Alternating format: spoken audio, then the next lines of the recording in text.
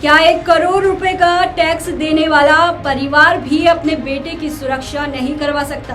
क्या शिकायतों के बावजूद अगर अपराधी खुलेआम घूमते रहें तो फिर आम आदमी उम्मीद किससे करे? और अगर एक कारोबारी का बेटा होटल के गेट पर गोलियों से भून दिया जाए तो किस बात की कानून व्यवस्था?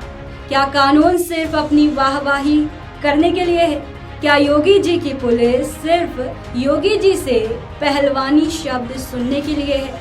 बेखौफ बदमाश को देखकर तो यही लगता है कि यूपी में सिर्फ इन्हीं का बोलबाला है। नमस्कार, मैं हूं आपके साथ इंदिरा यादव। गाजीपुर का चर्चित विनीत राय हत्याकांड अब सिर्फ एक आपराधिक घटना नहीं रह गया। ये मामला कानून व्यवस्था, पुलिस की कार्य प्रणाली और नागरिक सुरक्षा पर गंभीर सवाल उठा रहा।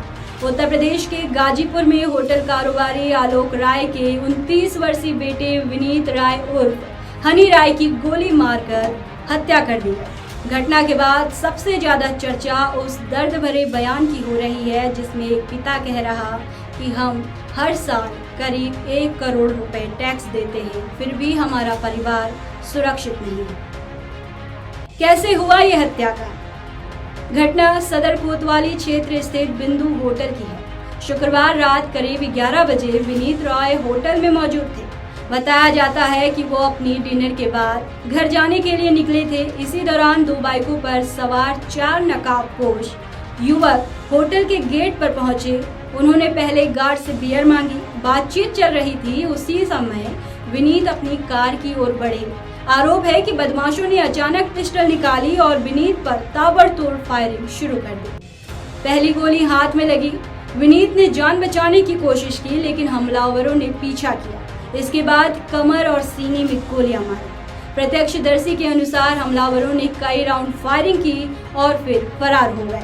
गंभीर रूप से घायल विनीत को मेडिकल कॉलेज ले जाया गया, जहां डॉक्टरों ने उसे मृत घोषित कर दिया। विनीत राय की शादी पिछले वर्ष हुई थी। उनके परिवार में पत्नी और 2 महीने की बेटी है।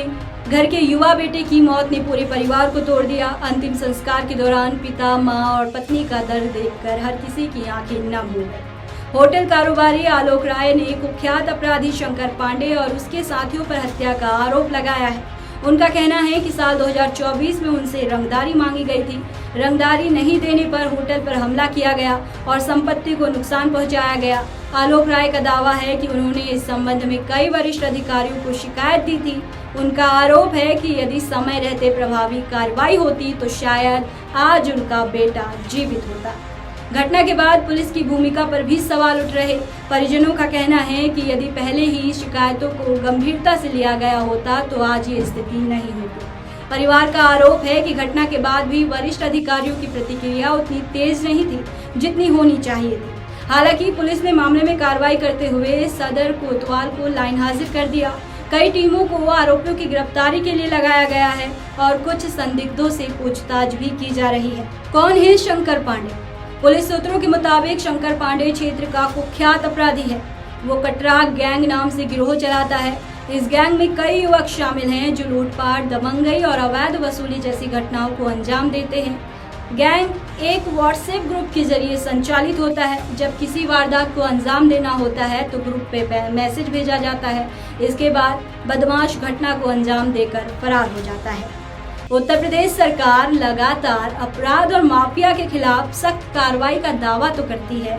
एनकाउंटर नीति, गैंगस्टर एक्ट और बुलडोजर कार्रवाई जैसे कदमों को सरकार अपनी उपलब्धियों के रूप में पेश करती है, लेकिन गाजीपुर की ये घटना कई सवाल छोड़ती है, कई सवाल खड़े करती है। अगर पहले से खतरे की शिकायत थी तो सुरक्षा क्यों नहीं मिली?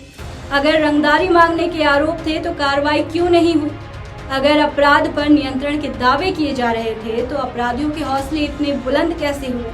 और अगर यूपी में राम राज चल रहा, जहां सब कुछ ठीक ठाक है योगी जी के अनुसार, जो कि हर मंच से योगी जी दम भरते रहते हैं, तो फिर यूपी के गाजीपुर से ये तस्वीर जो आई है जिसने कानून व्यवस्था पर सवाल खड़े कर दिए हैं, इस पर क्या कहा जाए? आपकी इस खबर पर क्या राय है, हमें कमेंट में जरूर बताएं।